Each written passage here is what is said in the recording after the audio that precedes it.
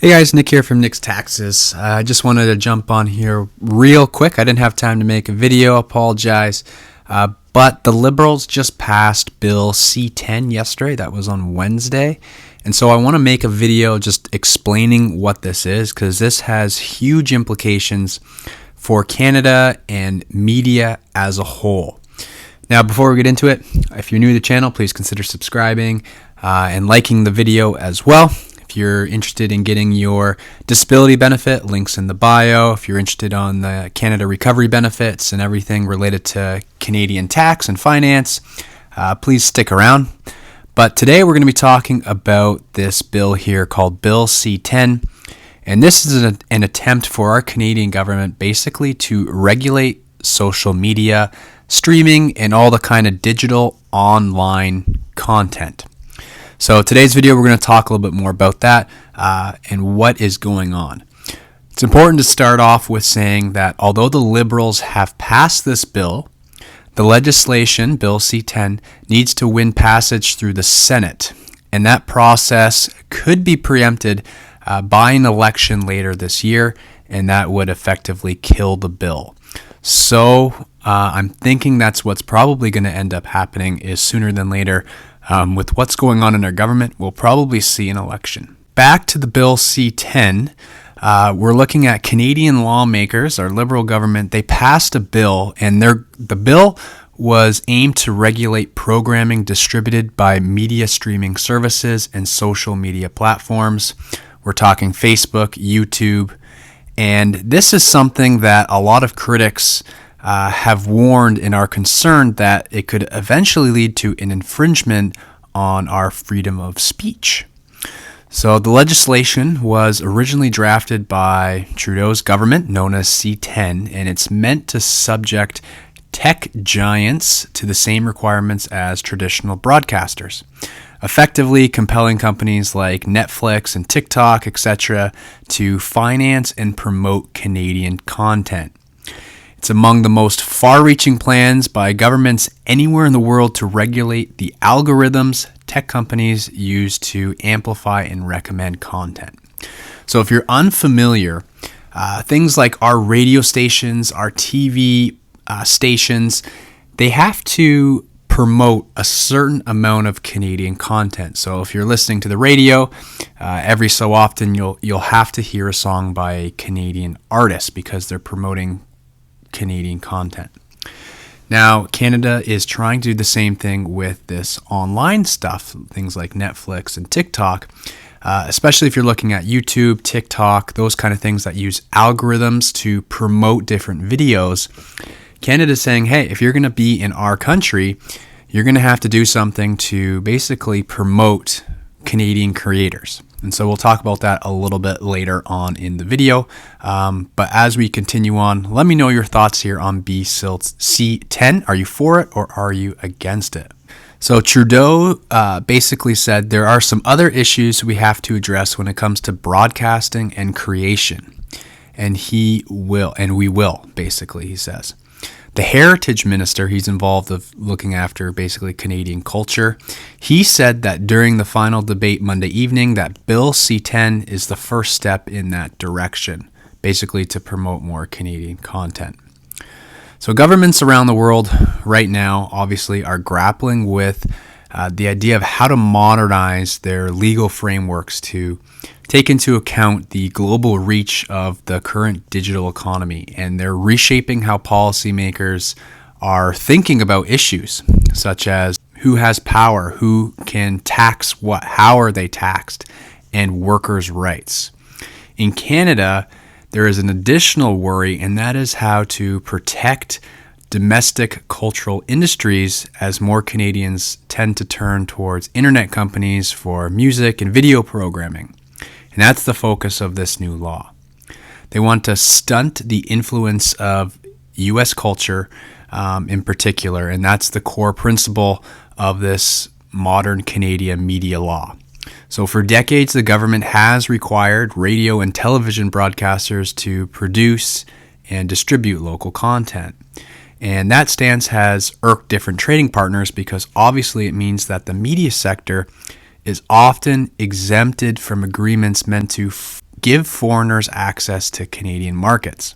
It also means that global media companies can't own newspapers or television stations in Canada. Under that current existing law, the regulatory body known as the Canadian Radio, Television and Telecommunications Commission certifies what is and what is not Canadian. It can also issue fines for violations starting at $250,000 Canadian, or even suspend a broadcaster's license to operate if they don't comply. Now, this new law in Bill C10 would give this commission the same kind of power over internet and digital media companies. Now, the big challenge is going to be how to regulate content on the internet without undermining individual freedom of expression.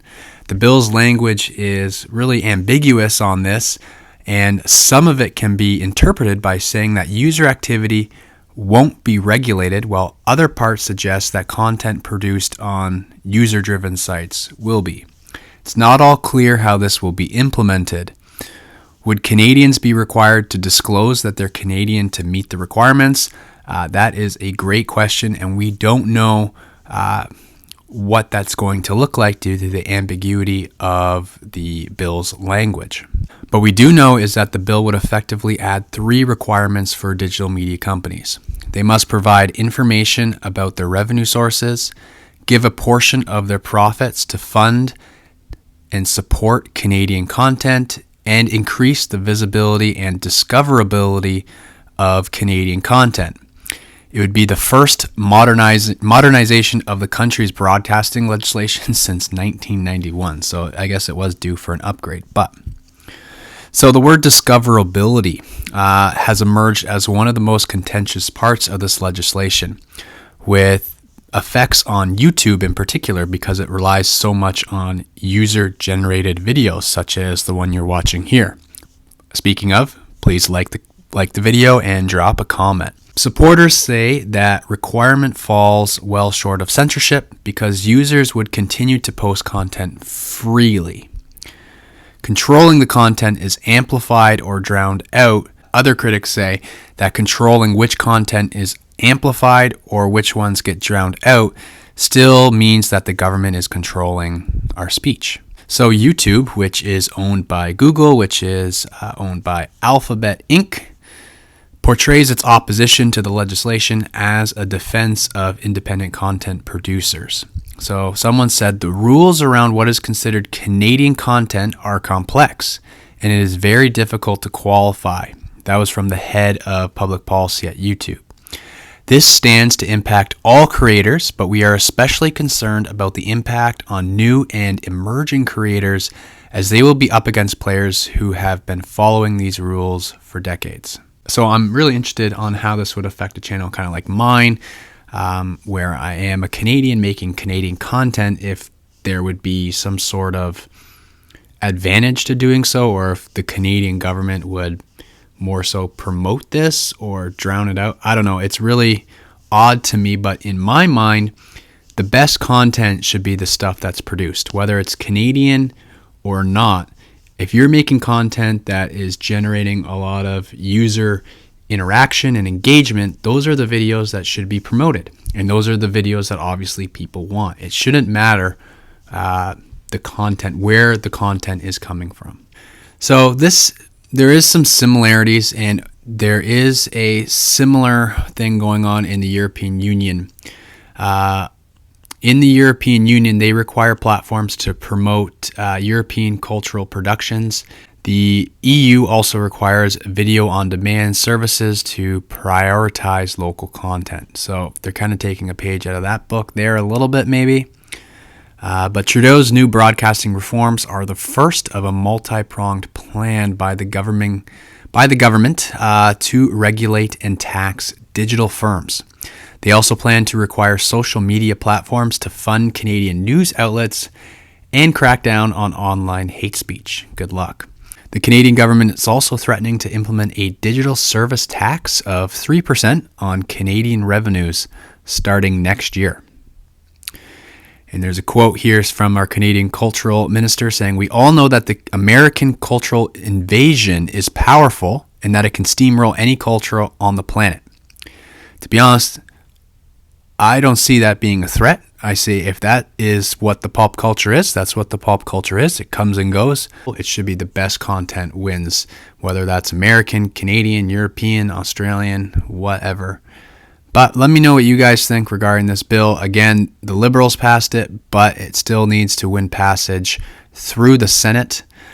So it's not official yet. I'll keep you guys updated on this if you're interested. Let me know in the comments below your thoughts. I'm Nick from Nick's Taxes. Happy taxing.